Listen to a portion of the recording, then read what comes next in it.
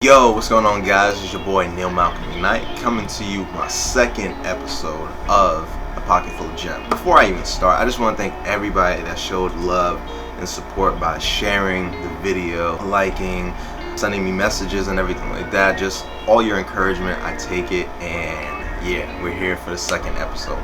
So let's get into it. It's like I'm living in a nightmare. Can you even see me down here?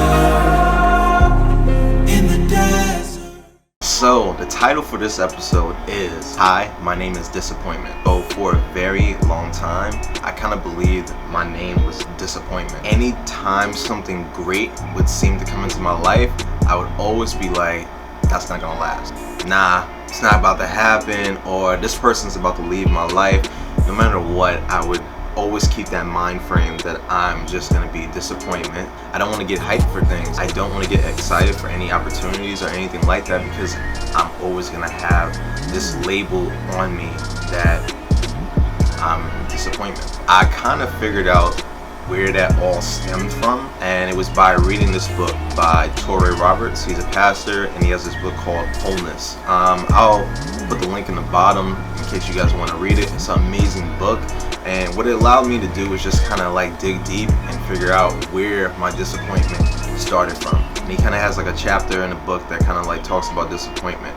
And in me doing that whole search to figure out where my disappointment started from, I realized it started when I was in the 5th grade. So when I was in the 5th grade, I had these amazing dreams of wanting to be an actor, and I said to myself, yeah, I'm gonna be an actor, and my favorite actor at the time was Jim Carrey, and I'm gonna be just like him. And I remember I got left back in the 5th grade. That, at that particular time in my life, seemed like the worst thing possible. That stuck with me deep, and I didn't realize it until recently.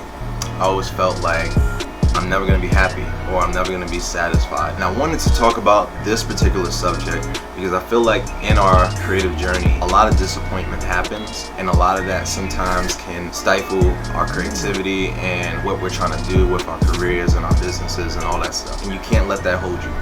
And I'm just going to say that off the rip, like, you can't let disappointment stop you from going. And I have like a couple tips that I hope will help you out, and you'll be able to get past this, because you can't let it stop you. And the first tip I have for you guys is, how do you receive your no? Do you receive your no with anger, or are you hurt, or are you disappointed? How you receive your no changes everything about your life and also about your career. And it shows the person that gave you a no a different outlook on you that they didn't have before. If you receive your no as this destructive news that just breaks you down and you can't cover back from it because you're so disappointed, then it'll just be that for you. But if you receive your no as an upgrade to a yes, then changes things for you completely. And what I mean by that is, so last year, maybe 2 years ago, I got hit up to do a book cover for this one client, and I was excited because I'm like, whoa, it's my first book cover. She wanted to do a whole bunch of series. I was dumb hyped. I'm sending her over, you know, these are my prices are, and she doesn't respond to me for almost like a week, I believe. Then she gets back to me, hey, so we just decided to go with somebody else.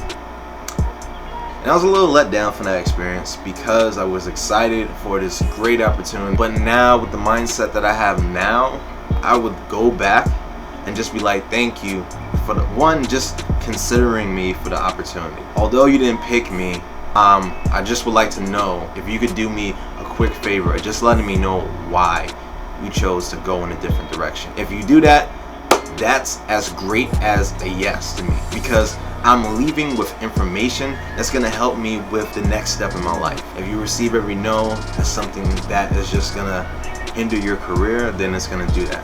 But if you change your no to something that's gonna upgrade you, and it helps you out in the long run. And I'm not saying with every situation that you're just gonna be so joyous and everything like that. Sometimes you're gonna be hurt and you're gonna be upset by whatever response that you get. But if you try your hardest to apply that, it changes the outlook of the person that gave you the no. And sometimes you can build pretty interesting relationships with people. I'm not saying that this is gonna work every single time. Sometimes you're never gonna get a response from the person. But if you're able to get that response and they're able to tell you why they said no, it does a lot for you, and it does a lot for the next client that you're getting ready to work for, or the people that's getting ready to work for you, however it turns out. And this brings me to tip number 2.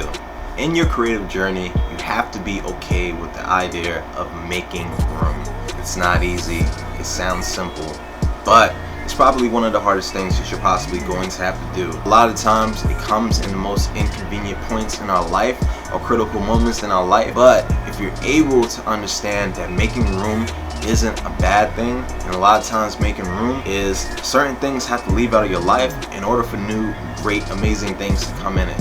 There's been points in my life where I've been working on dope projects. I'm mad excited, invested mad time into it. A person will either decide that they don't want to work on the project anymore, something financially comes up and it gets canceled. And before I would be disappointed, I would be angry about the whole situation, but all it is God is just making room for something great and dope to come into my life. And a lot of times once I've lost that client or that particular project, another dope project will come into my life. It gives me the chance to fully devote my full time and creativity to the project. So I didn't really lose out on anything. All that happened was room was made.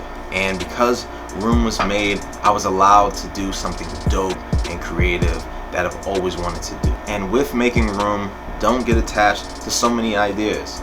If you have an idea, run it by somebody that you truly trust and that you know is going to give you the brutal, honest opinion, and tweak it a little bit. There's been moments when I thought I've had this dope idea, amazing, and nobody can tell me different, and I show somebody and they're like, yo, that's dope, what if you tweak it like this?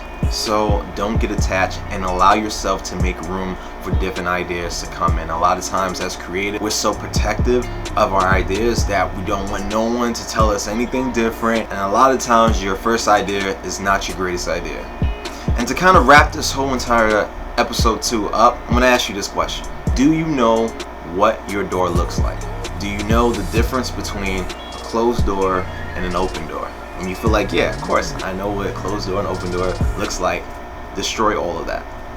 Now I want you to start thinking a closed door is just an open door. What I mean by that is they're not too far off points. So it's not like a closed door is right here and then the open door is all the way right here. In all actuality, it's right here. So the moment a door closed, boom, open door.